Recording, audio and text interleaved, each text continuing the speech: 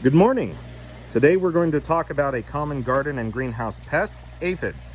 Now, aphids are very small. They're only about 3 millimeters or 1/8 of an inch long. They feed on your plants by piercing the leaf and sucking out the sap. A telltale sign of aphids is that they'll leave behind a honeydew, a sticky excretion. That's because as they digest the plant sap, they release the excess sugar. And so that's something you can watch for. Now, they reproduce incredibly rapidly. You can see there's a pretty good group of them going on there. One of the neat things that we have, we're going to talk about this a lot more in a future video, but you can see those 3 up top.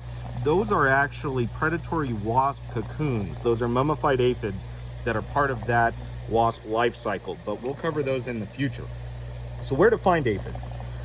They like to shelter on the underside of your mature leaves, especially ones that are close to the soil or your growing media. They also really like tender leaves. So if you look at your new growth, then there's often, that's one of the first places they'll show up. There's a few down in there, it's kind of hard to see.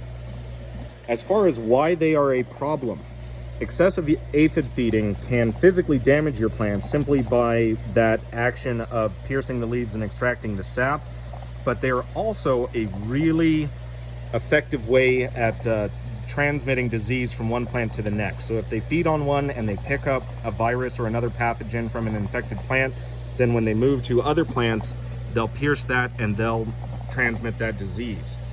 And then lastly, that honeydew itself actually becomes a really good growing site for mildew and other things that can further damage your plant. So plus people don't like bugs in their food. So if you have a lot of aphids, then that is going to diminish the marketable value of your crop. You know, in our case, in this bed, we've got a lot of Swiss chard. So then you end up needing to either wash your crop a lot more, or just, people don't like those bugs. So we hope this has been a helpful introduction to what aphids are, where to check your plants, and why it's important to manage them in your crop. In future videos, we'll go into a lot more detail on organic management strategies to prevent and control their population. Be sure to like and subscribe so you don't miss out on those upcoming videos. We'll be back soon.